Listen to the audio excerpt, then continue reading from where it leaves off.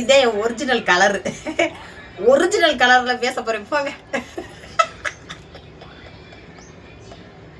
இல்ல இது கருப்பு பில்டர், கருப்பு பில்டர். ஆமாம், எல்லாரும் சிகப்பு பில்டர் போட்டால் நம்ம மட்டும் வித்தியாசமாக வச்சு கருப்பு பில்டர் போடுவோன்னு போட்டேன். போங்க, என்ன சிகப்பாகிறதுக்கு ஃபில்டரு, கருப்பாகிறதுக்கு ஃபில்டர் போடக்கூடாதா?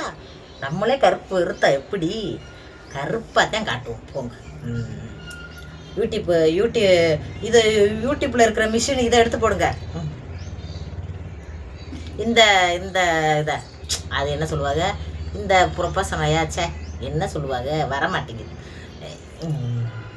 இந்த ரியாக்ஷன் எடுத்து போடுங்க யூடியூப் சேனல். யூடியூப் அல்ககர் இந்த இதை எடுத்து போட்டுருங்க தயவு செய்து. கருப்பு பூட்டி. வாங்க, நம்ம விளையாண்டதெல்லாம் போதும், இன்னும் பேசுறதுக்கு கிளம்பிடுவோம். இதுலேயே பேசட்டுமா?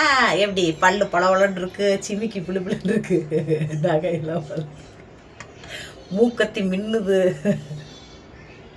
எல்லாம் சூப்பராக இருக்கு. இதுதான் உண்மையான முனியம்மா. சரி, முனியம்மாட்ட ஒருத்தவங்க கேள்வி கேட்டிருக்காங்க கமெண்ட் பாக்ஸில். என்னன்னு தெரியலையே, பல பேர் பல கேள்வி கேட்டு கிடப்ப, பதிலே சொல்ல மாட்டேன். ஒரு சில கேள்விக்கு மட்டும் பதில் சொல்ல முடியும். என் மனசில் டிங் டாங்னு ஒளி எழுப்போம். அந்த நேரத்தில் ஒடியா வந்து கேமராவை ஆன் பண்ணி ஒளி எழுப்பின அந்த டயத்துலேயே பேசி முடிச்சிடுவேன். அதுக்கப்புறம் யோசனை பண்ணிகிட்டே இருந்தால் பேச வராது. அந்த அந்த டயத்தில் என்ன பேசணும்னு மூளையில் தோணுதோ அதைத்தான் பேச தோணும். இல்லை சவுண்டை குறை நண்டே, நண்டுக்கு மத்தியானமே பள்ளிக்கூட விட்டுறாரு. சவுண்டை குறைப்பட்டு அது வந்து படுத்துற அநியாயத்தை கேட்டேன். சவுண்டை குறைடா செல்லக்குட்டி. இங்கே வரைக்கும் கேட்குதுடா, கொஞ்சம் கூட குறைச்சிக்கோங்க ப்ளீஸ். கொஞ்ச நேரம் பேசிட்டு வந்துடுறேன், பார்த்துக்கங்க. இதில் பார்த்தீங்களாங்க, நயன்தாரா, கருப்பு நயன்தாரா, அது நான் தான். யூடியூப் அல்ககர் கண்டிப்பாக இந்த போஸை எடுத்து போடலையாக்கும் நான் யூடியூப் சேனலில் நிப்பாட்டிடுவேன். தயவு செய்து இந்த போஸை எடுத்து போட்டுருங்க. எப்படி பாருங்க, எல்லாரும் அவங்களா அப்படி இப்படி போட்டாவை எடுத்து இப்படி வைக்கிறாங்க. அப்படிலாம் எனக்கு வைக்க தெரியல, தெரிஞ்சால் தானே வைக்க தெரியும். நான் பாட்டுக்கு யூடியூப் எதை ரெக்கமெண்ட் பண்ணி இப்படி காட்டுதோ அதை காட்டட்டுன்னு போட்டுருவேன்.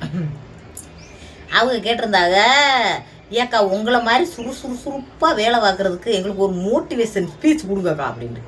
மோட்டிவேஷன் ஸ்பீச் கொடுக்குற அளவுக்கு நான் ரொம்ப பெரிய சுறுசுறுப்பாள்கிட்ட நினைக்கிறியே. நான் வந்து பாருங்கள், வேலையை எனி டைமும் பார்த்துக்கிட்டேவும் கிடக்க மாட்டேன், அதே சமயம் வீட்டில் தூங்கியவும் கிடக்க மாட்டேன். நம்மளுக்கு தேவையான டயத்தில் ரெஸ்ட் எடுத்துக்கணும். இப்போ பாருங்கள், காலையில் அதிகாலையிலேயே எந்திரிச்சிருவேன், வெள்ளனே எந்திரிச்சிருவேன்.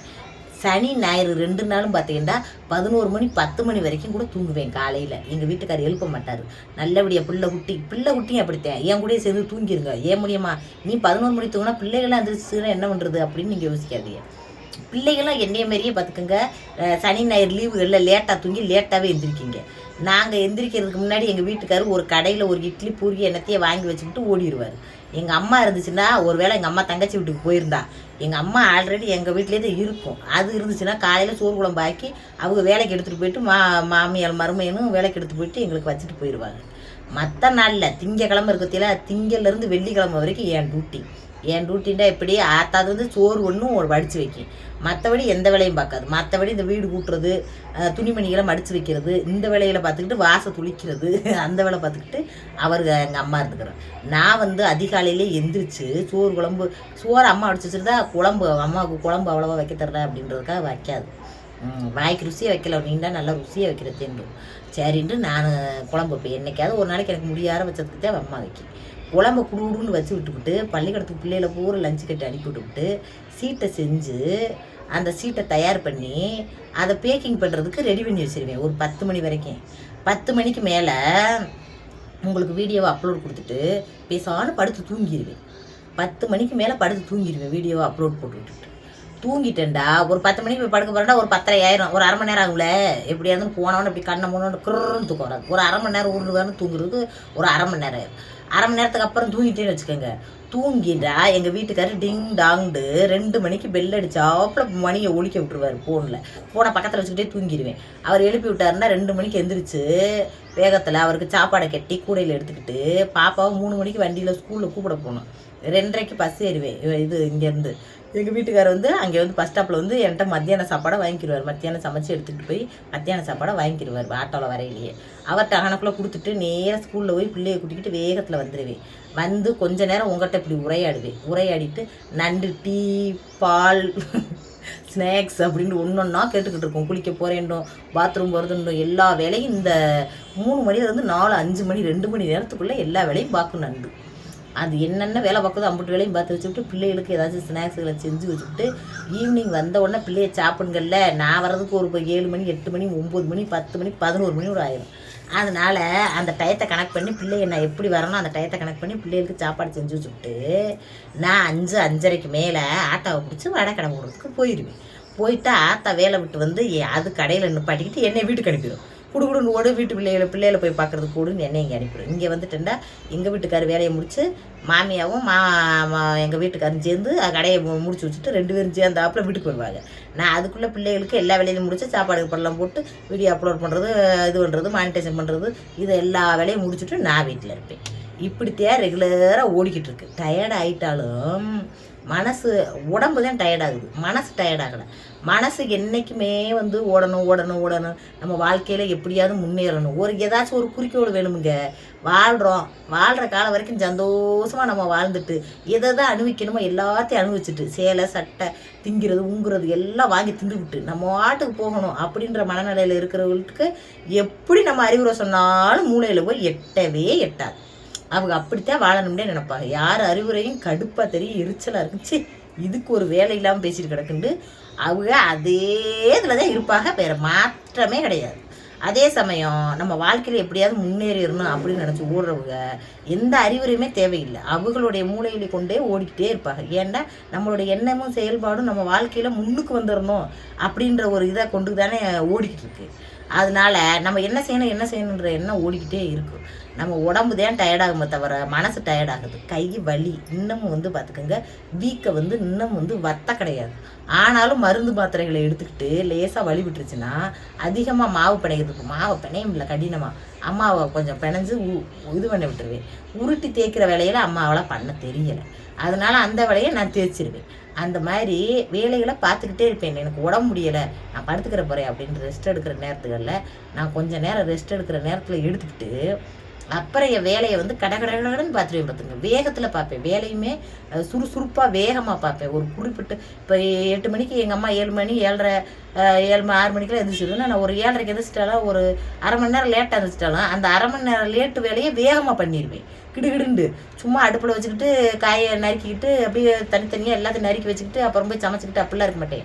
கடகடன்னு அடுப்பில் சட்டி 2 இதுலேயும் வச்சு வெங்காயத்தை நறுக்கி எண்ணெய் காயமுன்னே வெங்காயத்தை நறுக்கி சட்டு இதில் போட்டு இங்கிட்டு குழம்பு இங்கிட்டு கூட்டுண்டு இப்படி வச்சு இறக்கிட்டு அப்பளம் என்னென்ன தேவையோ அம்பிட்டு வேலையும் பார்த்து முடிச்சு பிள்ளைகள் லஞ்சை கட்டி கிடுன்னு அதுக்கு அனுப்பி விட்டுருவீங்க.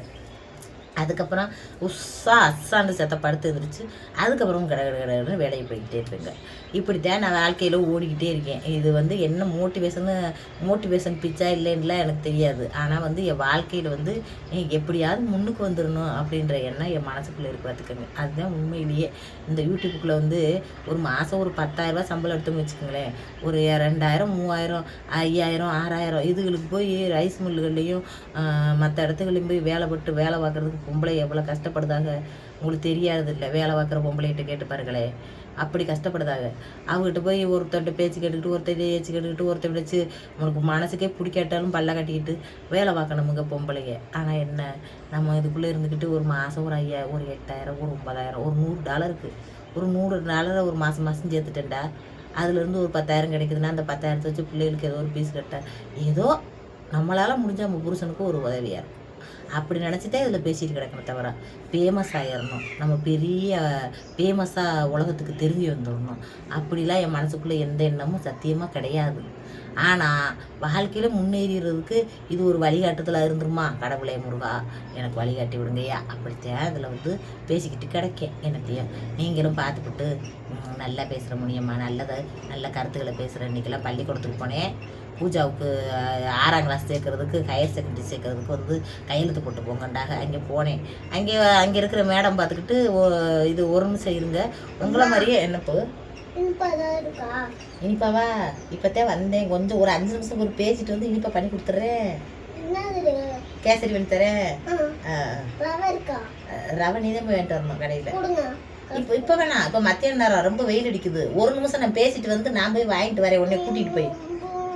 இப்படிலாம் சொல்லாது. இப்போ தான் ஜெயில் சாதம் திண்டு கொடுத்தேன், நீ சாப்பிட்ட. நீ சாப்பிட வரைக்கும் போன உன் கையில் கொடுத்து பம்முன்னு இருந்தேன். அம்மா அப்பளத்தை வச்சுக்கிட்டு சாப்பிட்டியா இல்லையா? போய் சொல்லாமல் சொல்லு.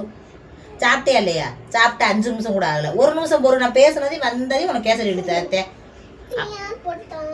டீயா தெரியுது வாரே ஒரு 5 நிமிஷம் மட்டும் இதை முடிச்சு விட்டு வாரே. நண்டுக்கு எதையாவது செஞ்சு கொடுக்குமா? சரி உங்கள்கிட்ட கடை பேசி விட்டு அதுக்கு செஞ்சு கொடுக்குறேன். இல்லாட்ட மொன நம்மளை சுரண்டுறோம். நண்டு என்னங்க இருக்கிறதுலேயே வீட்லேயே அவதே ரொம்ப சுரண்டுறவன். தூங்க போயிலும் தண்ணிண்டு வா, டீண்டு வா, நடுச்சாமத்தில் 1 மணிக்கு டீ கேட்கறத பார்க்குறீங்களா? அவதான் கேட்பா. அப்படி ஸ்கூலில் ஒரு நிமிஷம் நில்லுங்கன்ட்டு உங்கள் முகம் மாதிரியே சோசியல் மீடியாவில் ஒருத்தவங்களை பார்த்தேன்டாங்க. நான் என்ன சொல்கிறது? அதுக்கு என் முகம் மாதிரியே பார்த்தாங்களா சோசியல் மீடியாவில்? அது எங்கள் அம்மா தான்ட்டா என் நண்டு. நான் சொல்லலை, என் நண்டு அது எங்கள் அம்மா தான். அப்படி நீங்கள் தானா? ஆமாம் நல்லா பேசுகிறீங்களே, நல்லா இது. அப்படியா உங்கள் மகன் இங்கே படிக்குதா அப்படின்னாங்க. ஆமாம் யார் உங்கள் பொண்ணு யாருன்னாங்க. எந்த பூஜா தேவதான்னு. அதுக்கப்புறம் எல்லோரும் கூடி பேசுனாங்க. பரவாயில்ல என்ன மாதிரி. அப்புறம் மற்ற மிஸ்ஸுகள்லாம் என்ன மாதிரி வீடியோ போடுறாங்க, என்ன மாதிரியான்னு கேட்டாங்க. அதெல்லாம் நல்லா அவங்க வேலை பார்க்குறது, அவங்க சாப்பிட்றது, ஒரு விசேஷங்களுக்கு போகிறதுன்னு நல்லா போடுறாங்க. நான் அவங்க வீடியோவை பார்ப்பேன் மிஸ் அப்படின்னு அவங்களுக்குள்ளே பேசிக்கிட்டாங்க. சரி பேர் ஐடி என்னன்ட்டு சர்மா மைண்ட் வைஸ்ன்னு சொன்னேன். சரி நாங்களும் பார்க்குறோன்ட்டு மற்ற மிஸ்ஸெல்லாம் பேசினாங்க. எனக்கு அப்படியே பார்த்துட்டு வந்துட்டேன். அப்படி என்னத்தையோ இதில் பேசிக்கிட்டு கிடக்கமுங்க. அதனால எதுவும் நினச்சிக்கிறாம லைக்குகளை போடுங்க. என்ன எனக்கு மனசில் பட்டதை சொல்லிக்கிட்டு கிடைக்கேன். நல்லபடியாக எல்லாருக்கும் முன்னேறணும், வாழ்க்கையில் முன்னேறி போடணுன்ற எண்ணம் மனுஷனாக பிறந்த எல்லாருக்கும் இருக்குமுங்க. முனியம்மாவுக்கு மட்டும்தான் இருக்க முடியல. நம்ம அந்த முன்னேற்றத்துக்கான வழியை தேர்ந்தெடுக்கிற முறையில் தான் இருக்குது. நம்ம வாழ்க்கை சிறப்பாக அமைகிறது, சந்தோஷமாக இருக்கிறது எல்லாமே நம்ம வழியை தேர்ந்தெடுக்கிற வழி எப்படி வழின்றது கடவுள் தான் வழிவிடணும். நான் இதில் சம்பாதிக்கணும், இதில் சம்பாரிச்சிருவோம், இதில் நல்ல மக்கள்லாம் பார்த்துப்பிடுவாங்க, நம்ம கஷ்டம்லாம் நீங்கிவிடுவோம் அப்படின்னு நினச்சி இதை ஆரம்பித்தேனான்னு கேட்டால் இல்லவே இல்லை. என் பிள்ளை சொல்லவும் ஒரு விளையாட்டை ஆரம்பித்தேன். அப்புறம் ஒரு விவரம் தெரியவும் அப்படியா அவங்க இப்படி சம்பாரிச்சிருக்க, அவங்க இப்படி சொல்லுங்க, அப்படியா அப்படிலாம் சம்பாதிக்கிறாங்களத்தா, நம்மளும் உழைச்சிட்டு கிடக்கமத்தே, நானும் உழைச்சிட்டு கிடைக்கேன். உழைச்சி ஓடா தேய்கிறேன், நைட்டும் பகலும் உழைச்சி இந்த கை உழைச்சி ஓடா தேஞ்சிக்கிட்டு இருக்கு. கடவுள் நம்மளுக்கு ஒரு நல்ல நேரத்துக்கு ஒரு நல்ல வழி விட்டுட்டாருண்டா நல்லது தான். அதிகமாக நல்ல மனுஷமாக இருக்க பார்த்து நல்லபடியாக இருந்துட்டோம்னா நம்மளும் கடவுளை எடுத்து முன்னேறி பெறுவோமான்ற ஒரு ஆசையில் தான், எங்கள் பேராசையில் தான் என்ன பேசிக்கிட்டு கிடைக்குங்க. என்ன பேசிவிட்டு என் வேலை வெட்டிகளையும் இதே பேசிக்கிட்டு இதையே எதிர்பார்த்துக்கிட்டும் கிடையாது. இதுலையே ஓடுதா மக்கள் பார்க்குறாங்களா, நம்மளுக்கு லைக் பண்ணுறாங்களா அப்படின்னு கிடையாது. பார்க்குற மக்கள் நம்ம விதியில் என்ன எழுதியிருக்கோ அதுபடி நடக்க முடியாது. ஆண்டவாண்டு கடவுள்கிட்ட ஒப்படைச்சிக்கிட்டு ஓடி ஏறிவேன். இது சமசா தட்டை தூக்கிக்கிட்டு இன்றைக்கி உழைச்சிக்கிட்டே இருக்கேன். அன்னைக்கு இதில் சம்பளம் வருது பேசாமல் படுத்து தூங்கி எதிர்ப்போம்னு இல்லை. அதை தான் பார்க்க வேண்டிய வேலையில பார்த்துக்கிட்டு தான் இருக்கேன். இந்த வீடியோவுக்காக ஒன்று செய்யணும் சேர்க்கணும் என்ன சரித்தா பாருங்க. எத்தனை ஒரு கேப்பு வாரேன். போடு லிப்டிக்கு போடு அதை பிக்காமல் போடு. அப்படி எடுத்துக்க. என்ன நானவனா இதான் துறக்க தெரியாதா? இதுவே 15 நிமிஷம் ஆகுது. நண்டு இந்த எத்தனை லிப்டிக்குங்க வாங்குறது? இது அப்படியே முனையை உடச்சி விட்டுறாங்க. இந்த நான் போட மாட்டேன் லிப்டிக்கு. இந்த லிப்பாமதே போடுவேன். உதடு காஞ்சி வை கிடக்கும் ஓடு. அப்படி பேசிக்கிட்டு இருக்க மக்களே. என்ன எனக்கு சொல்ல வந்ததை மறந்து போயிடுது. இவ கூட வந்தாண்டா சொன்னம்டா கேட்குறாளாக்கும், சொன்னால் கேட்க மாட்டான். இப்படி மறந்து போயிடும்.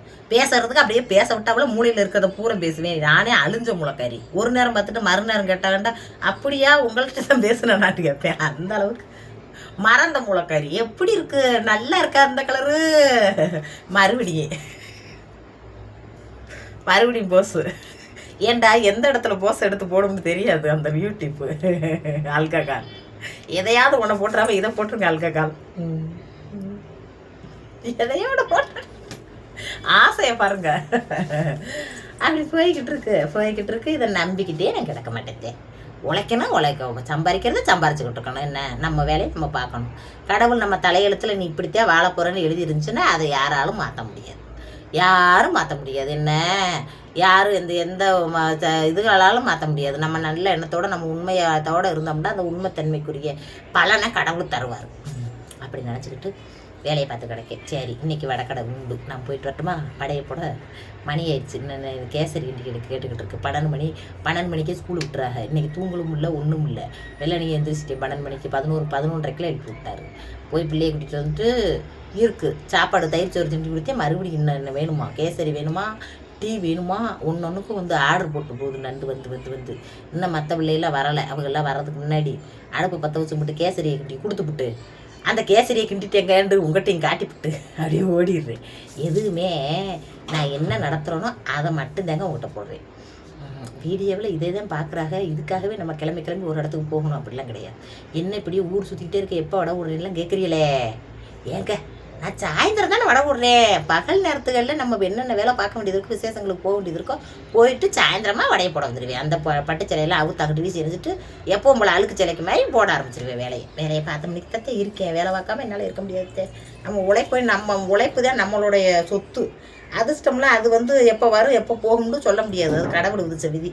போயிட்டு வரட்டுமா? இன்னும் பேசிக்கிட்டே கிடப்பேன். வாயாடி வாத்தாடி வண்டியாக பேசுவேன். போயிட்டு வரட்டா? லைக் போடுங்க. அப்படி பேர் நண்டுக்கு போய் எல்லாத்தையும் செஞ்சு கொடுக்குறேன்.